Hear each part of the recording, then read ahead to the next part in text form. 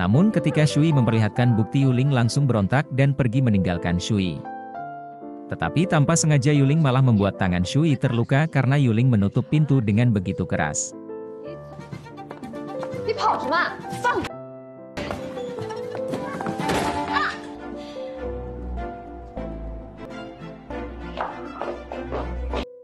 Tak berhenti di sana, Yuling terus saja ingin menjatuhkan Shui sampai Yuling berani menghubungi istri Pak Qiu sebab ia yakin jika Shui berselingkuh dengan Pak Qiu.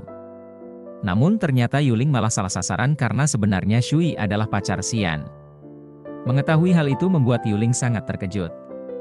Kemudian Shui dan Yuling pun bertemu di ruangan Bui. Kali ini tangan Shui benar-benar terluka parah. Hal itu membuat Shui tidak terima jika Yuling terus saja melakukan kesalahan. Dan Shui meminta agar Yuling mendapatkan balasan atas semua perbuatannya.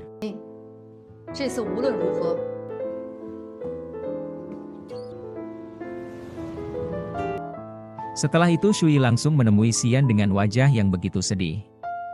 Ternyata Shui ingin mengadu pada Xian tentang kondisinya.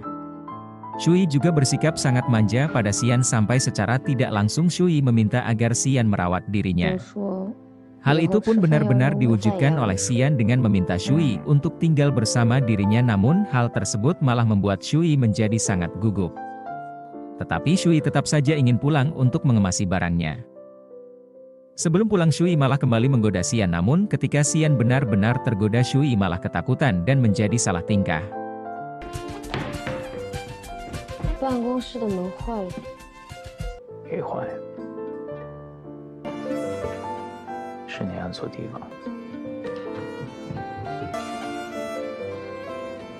Lalu akhirnya Xian membantu mengemasi beberapa barang Shui.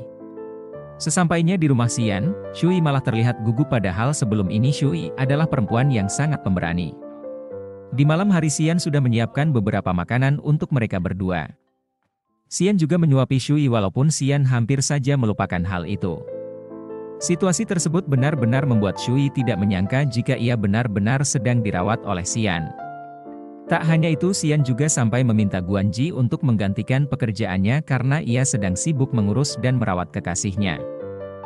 Lalu Shui pun meminta tolong Xian membantu untuk mengikat rambutnya.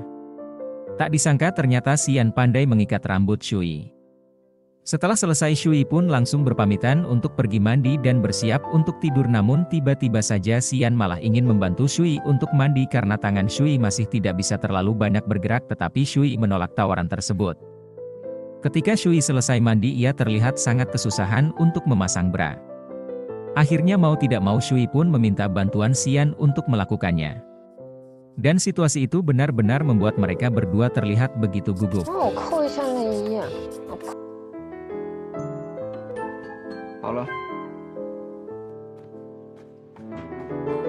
Kemudian mereka pun sudah bersiap untuk tidur, namun Shui masih saja gugup sampai membuat Xian menjahili Shui, tetapi Shui malu untuk mengakui kegugupannya.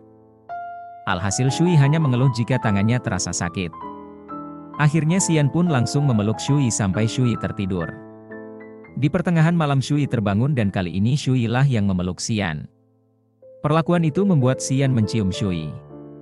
Awalnya Xian terlihat ingin melakukan sesuatu yang lebih dari itu, namun tangan Shui masih sakit. Alhasil Xian langsung mengurungkan niatnya. Lalu saat waktu hampir selesai, Shui sedikit sadar mendengar Xian yang sedang mandi. Dan keesokan paginya Shui malah menemukan Xian yang sudah tidak ada lagi di sampingnya. Menyadari hal tersebut membuat Shui langsung menghubungi Xian. Tetapi tak disangka perkataan Shui malah didengar oleh karyawan Xian dan membuat mereka menjadi sangat malu. Setelah Shui menutup telepon tersebut, Shui langsung terlihat sedikit kesal karena Xian tidak ada melakukan apapun padahal Shui sudah berada di ranjangnya. Dan Xian juga tidak menciumnya sama sekali. Saat itu Shui benar-benar sedang overthinking karena ia merasa jika dirinya tidak menarik padahal Shui hanya tidak mengingat apa yang sudah ingin Xian lakukan pada Shui di malam itu. Akhirnya Shui pun memilih untuk mengerjakan pekerjaannya, namun tangan Shui begitu sakit. Akhirnya Shui pun mengeluh pada Xian dan Xian langsung meminta Qinyu untuk menemani serta membantu pekerjaannya Shui. Setelah beberapa waktu akhirnya Xian pun pulang ke rumah, tetapi Xian dan Shui malah tega bermesraan di hadapan Qinyu. Alhasil Qinyu pun memilih pergi meninggalkan mereka berdua yang lagi dimabuk asmara. Di malam hari Shui masih terus saja overthinking sembari memandangi Xian. Akhirnya Shui berinisiatif untuk lebih dulu mendekati Xian. Shui juga terus saja memandangi Xian sampai akhirnya Shui memutuskan untuk berpenampilan seksi agar Xian tertarik dan tergoda pada dirinya. Melihat tubuh seksi Shui benar-benar membuat Xian terpukau, tetapi Xian menahan godaan tersebut yang malah membuat Shui kecewa pada dirinya sendiri.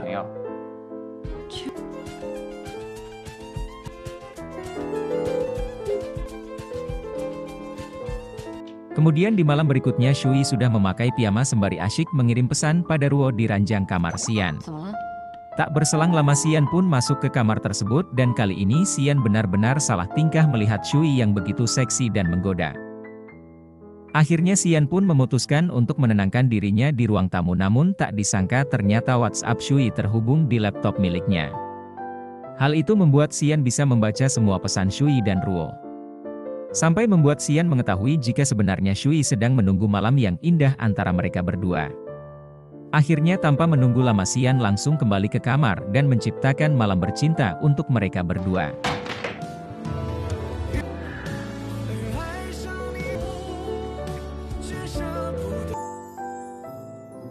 Keesokan paginya ponsel Shui berdering, tetapi Xian tidak rela melepaskan Shui dari pelukannya. Ternyata Yanglah yang menghubungi Shui karena Yang mengetahui Shui sedang sakit. Hal tersebut langsung membuat Xian dengan sengaja memanggil Shui dan kembali mencium Shui.